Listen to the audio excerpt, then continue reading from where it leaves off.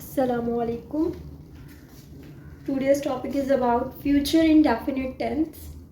Fail मुस्तकबिल मतलब वो सेंटेंसेस जो कि मुस्तकबिल के बारे में हमें इंफॉर्मेशन देंगे, उसमें फ्यूचर इंडेफिनिट टेंस कहा जाएगा।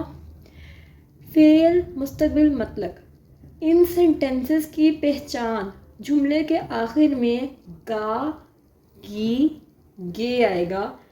वो खाना खाएगा, वो बर्तन धोएगी, हम बाज़ार जाएंगे। ये सारे सेंटेंसेस जो मैंने बोले हैं ये फ्यूचर इंडेफिनिट टेंसेस हैं और इनकी translation according to the future indefinite tense के रूल्स के मुताबिक की जाती है। अब इनकी आ जाते हैं ट्रांसलेशन के रूल्स की तरफ। तो सबसे पहले जो स्ट्रक्चर है वो सिंपल सेंटेंसेस का होता है। सिंपल सेंटेंसेस वो जुमले जो कि बिल्कुल सिंपल हैं, सिंपल बात की जाए, ठीक है। इनका स्ट्रक्चर जो है वो सब्जेक्ट के साथ हेल्पिंग वर्ब के तौर पर विल या शैल इस्तेमाल होगा। अर्ली क्लासेस में ये बताया जाता है कि विल जो है वो ऑल द सब्जेक्ट्स के साथ इस्तेमाल होगा except I and we. But जब आप आगे पढ़ते जाएंगे तो आपको पता चलेगा विल या शैल कहीं पर आप पढ़ेंगे विल जो है वो ज़ोर देने के लिए इस्तेमाल किया जाता है। किसी बात पर आप ज़ोर दे रहे हैं तो आप आई और वी के साथ विल इस्तेमाल करेंगे। बहुत कुछ पढ़ने को मिलता है।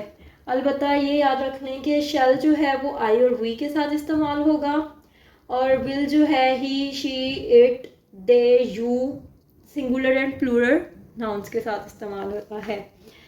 वर्ब की first form in future indefinite के सब स्ट्रक्चर्स में वर्ब की फर्स्ट फॉर्म इस्तेमाल की जाती है। फिर आ जाता है ऑब्जेक्ट। ये इसका एक सिंपल से सेंटेंस का स्ट्रक्चर है। अब इसके मुताबिक हम एग्जांपल पुट करेंगे। I subject, shall helping verb, eat verb first form, mango object. I shall eat mango, मैं आम खाऊंगी। गी क्या इंडिकेट कर रहा है, ये फ्यूचर इंडेफिनिट टेंस है, ठीक है। और इसमें सिंपल सी बात की गई है, कोई नेगेटिविटी कोई इंटेरोगेटिव क्वेश्चन हमसे नहीं पूछा गया। तो इस तरह ये इसकी इस तरह से ट्रांसलेशन हम लोगों ने कर दी।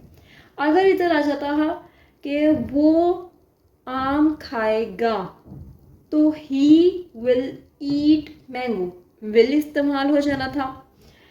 फिर आ जाते हैं नेगेटिव सेंटेंसेस की तरफ। नेगेटिव सेंटेंसेस वो सेंटेंसेस हैं जिसमें किसी चीज़ से मना किया गया हो या किसी चीज़ का इनकार पाया जा रहा हो। सब्जेक्ट के साथ हेल्पिंग वर्ब के तौर पर विल और शैल इस्तेमाल होगा और हेल्पिंग वर्ब के फ़ौरन बाद नॉट, वर्ब की फर्स्ट फॉर्म, फिर object. I shall not eat mango, I shall not eat mango, मैं आम नहीं खाऊंगी। अगर हम इनकी फर्दर एग्जाम्पल्स पे नज़र डालें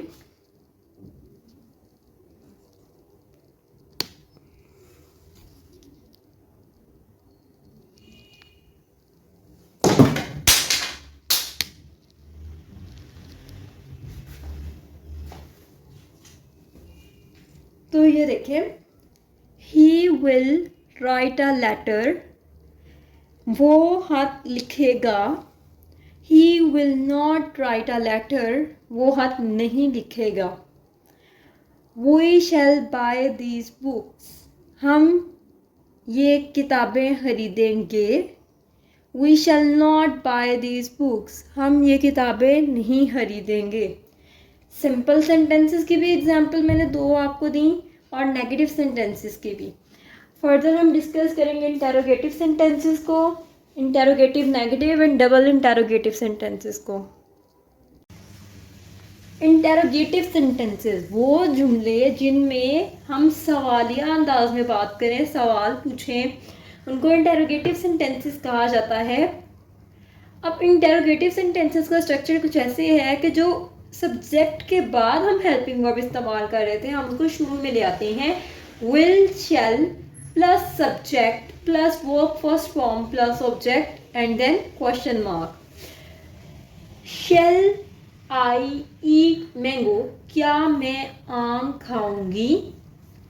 इंटेरोगेटिव नेगेटिव सेंटेंसेस वो सेंटेंसेस हैं जिसमें सवाल भी पूछा जा रहा है और इनकार भी किया जा रहा हो या मतलब मनफी अंदाज शो किया जा रहा हो।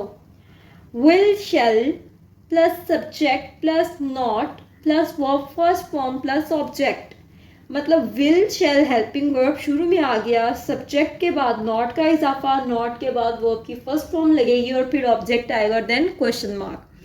शैल आई नॉट ईट मैंगो, क्या मैं आम नहीं खाऊंगी।